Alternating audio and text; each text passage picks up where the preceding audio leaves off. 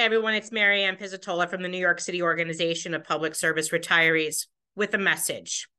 The New York City Organization of Public Service Retirees denounces DC37 scare tactics to members and threats to City Council. Today, DC37 sent out robotext to union members residing in districts of council members who support Intro 1099.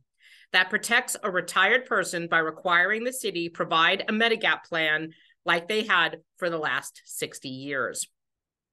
The second sentence of the bill states nothing herein shall be construed to impair the ability of any employee organization, union, to negotiate the terms and conditions of employment for their employee members. Retirees are not employee members, just so you know. We are not represented by unions, although that never stopped them from protecting us in the past until recently.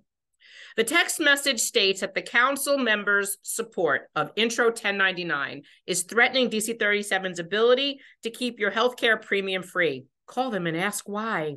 And then it gives their district or legislative office number.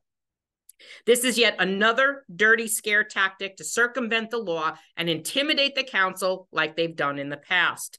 Union workers should ask Henry Garrido why he didn't protect retirees and why he's not protecting them in collective bargaining. If he feels that there's a weakness, that's not up to the city council to protect. That's up to your unions.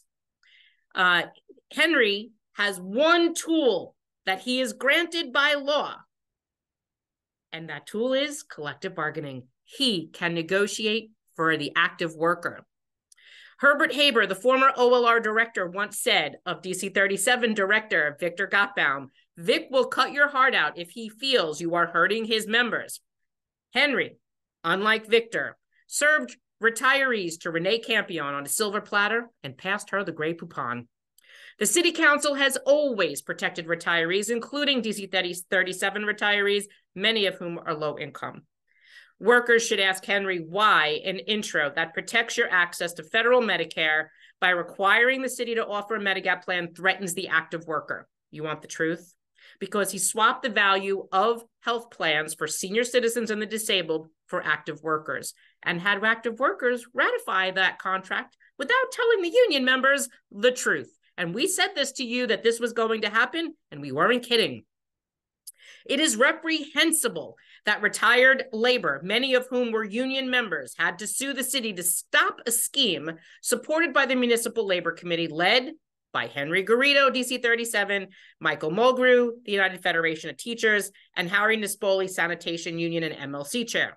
Retirees have proven in several courts of law that the city and the MLC colluded to strip retirees from Medicare access and forcing them into an inferior managed, non-union privatized health plan, and that was illegal.